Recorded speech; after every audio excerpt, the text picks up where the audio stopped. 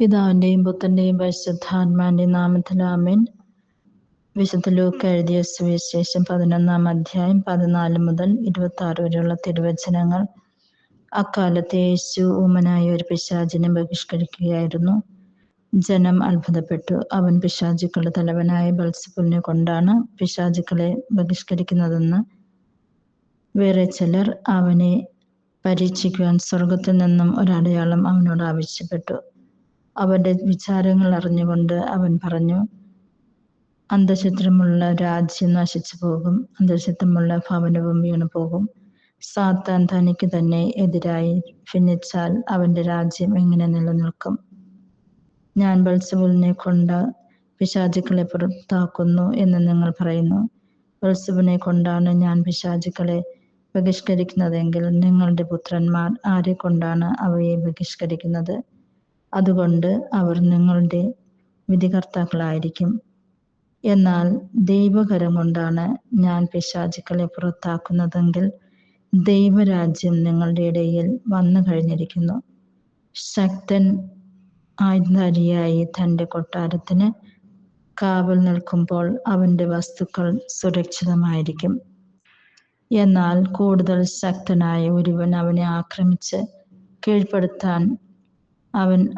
കീഴ്പ്പെടുത്തിയാൽ അവൻ ആശ്രയിച്ചിരുന്ന ആയുധങ്ങൾ മറ്റവൻ അപഹരിക്കുകയും കൊള്ള മുതൽ ഭാഗിച്ചെടുക്കുകയും ചെയ്യും.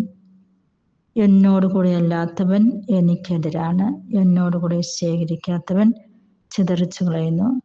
അശുദ്ധാത്മാവ് ഒരുവനെ വിട്ടുപോയാൽ വരണ്ട സ്ഥലങ്ങളിലൂടെ ആശ്വാസം തേടി അലഞ്ഞു നടക്കും.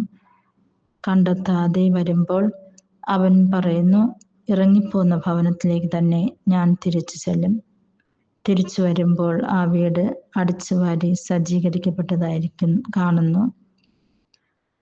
അപ്പോൾ അവൻ പോയി തന്നേക്കാൾ ദുഷ്ടരായ മറ്റ് 7 അശുദ്ധാത്മാക്കളെ കൂടി കൊണ്ടുവന്ന് അവിടെ പ്രവേശിച്ച് വാസമർപ്പിക്കുന്നു. അങ്ങനെ ആ മനുഷ്യന്റെ സ്ഥിതി ആദ്യത്തേനേക്കാൾ മോശമായി തീരുന്നു. ഈ വചനഭാഗത്തിലൂടെ യേശു നമ്മളോട് പറയുന്നത്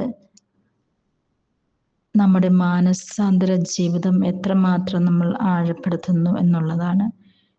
നമ്മൾ മാനസാന്തരപ്പെട്ട് കഴിയുമ്പോൾ ദൈവത്തെ നമ്മുടെ ഹൃദയത്തിൽ പ്രതിഷ്ഠിക്കുമ്പോൾ അവിടെ പിശാചിന് സ്ഥാനമില്ല.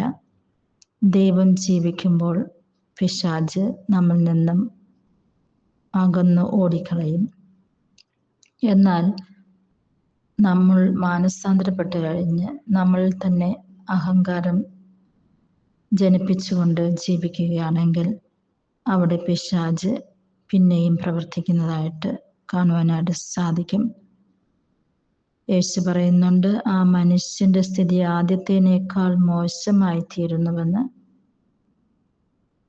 നമ്മുടെ പ്രാർത്ഥനാ ജീവിതം ആഴപ്പെടുത്താം, വചനം വായിക്കാം, ധ്യാനിക്കാം, വചനാടിസ്ഥാന ജീവിതം നയിക്കാം, എളിമയോടുകൂടി ജീവിക്കാം. അതിനായിട്ടുള്ള കൃപാവരങ്ങൾ പിതാവായ ദൈവം നമ്മൾക്ക് ഓരോരുത്തർക്കും നൽകട്ടെ എന്ന് പ്രാർത്ഥിക്കുന്നു.